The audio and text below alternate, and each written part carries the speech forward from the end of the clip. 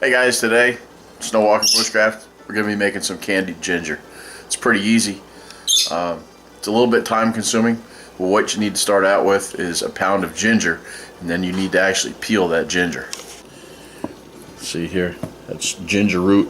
You need a pound of this, and you're going to take all this off here. And then what we're going to do is we're going to slice this thin.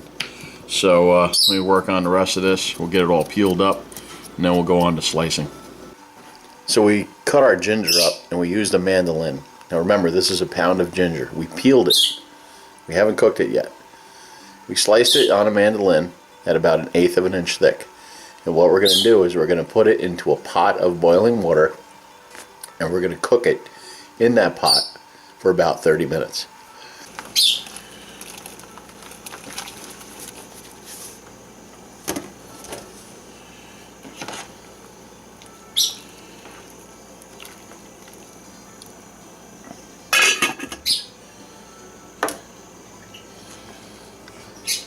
Once we got it in the water, we're going to cook that for about 30 minutes, or at least until the ginger is tender. Alright, so remember, we had the ginger in, and it was cooking until it got fork tender. It actually went a little bit more than 30 minutes, so you're going to have to check that. And as soon as you can poke the fork in nice and easy and it's tender, then you're ready to go with that. Reserve 1/4 cup of the liquid that you actually cooked your ginger in. Right, set that aside. What you're going to do is you take your ginger out, and then you're going to weigh that. And this is important because the amount of weight that you have with your ginger is the same amount of weight that you're going to have plain white sugar. So that's what we did. So I roughly have about 3/4 pound of ginger, and we have about 1.25 cups of white sugar. So now what we're going to do is we're going to actually put our ginger back into the pot. We have a medium flame. We're going to add the liquid back to our ginger, and then we're going to add our sugar.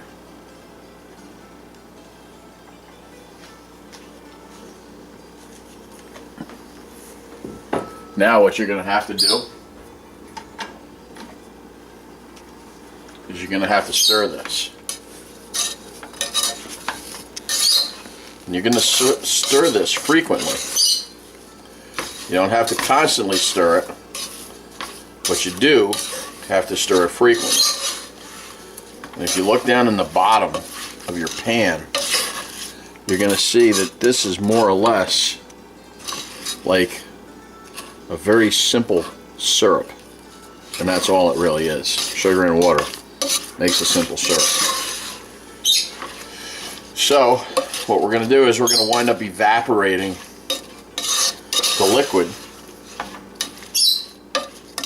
and then that is going to start to crystallize.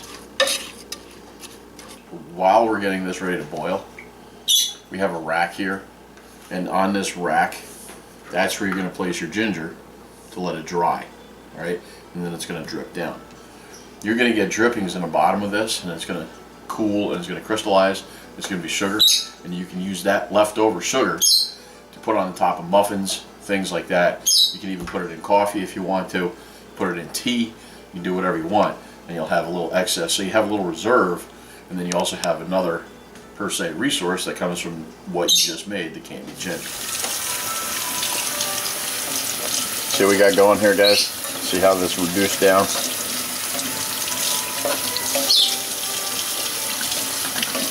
That's what you're going to want. For the most part, taking all the liquid out. You can see the size of the pot right there as it starts to crystallize. When it gets to that final spot, we're going to take these out and just let it dry on that rack.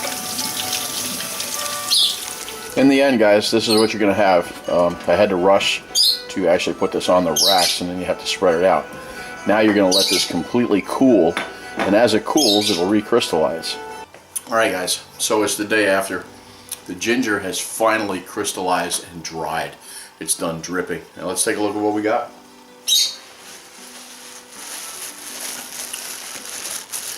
Here's our candied ginger. Okay, see, it's all nice and dried. Now, the thing about this is, it's really pretty potent. It's got a nice fiery taste to it, and it has a little bit of the sweet, so you get sweet and hot. The benefits of ginger: it can help you with an upset stomach. It can also, because of its hotter properties, it can help open up the sinus passages. It's also said to be used to, cure gas or flatulence, things of that nature. It's supposed to have anti-inflammatory properties to help in joint pain, things of that nature. Either way you look at it, ginger's been around for a very, very long time. What's nice about this is because now that we've candied it, for the most part we've just preserved it. So we can take this and we can use this when we're out on the trail. Quick pick me up. It helps also stimulate the appetite.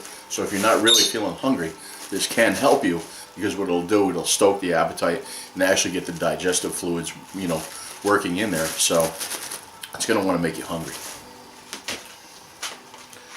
You remember the sugar that we talked about that got done from dripping? Here it is right here. See that?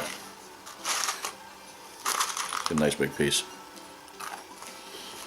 That's infused with the flavor of the ginger because it dripped off. Now, we can use that on top of muffins. We can use it in tea. We can use it in coffee. Things of that nature. Things that we want to flavor and maybe have a little bit of ginger. And speaking of tea, what's really cool about this, and we're going to save it for an episode of something else that you might be interested in, something a little 18th century. We're going to make tea with this. That's why this is not so different from, back then to right now. We could still use this. Even Martha Washington had a recipe for candied ginger.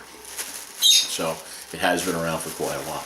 Anyway, that's candied ginger. Fun little project. If you think about it, I have that much. It really didn't cost a lot to make that. If you buy a package of candied ginger, it's probably going to cost you $3 to $4, and what do you get? Like maybe an ounce. It's not really, anything special. And you made this yourself. It doesn't have all the other additives that commercially made ginger does. So anyway, Brian from Snowwalker Bushcraft, thank you for your views and your comments. Until the next one, walk the woods and get your dirt on.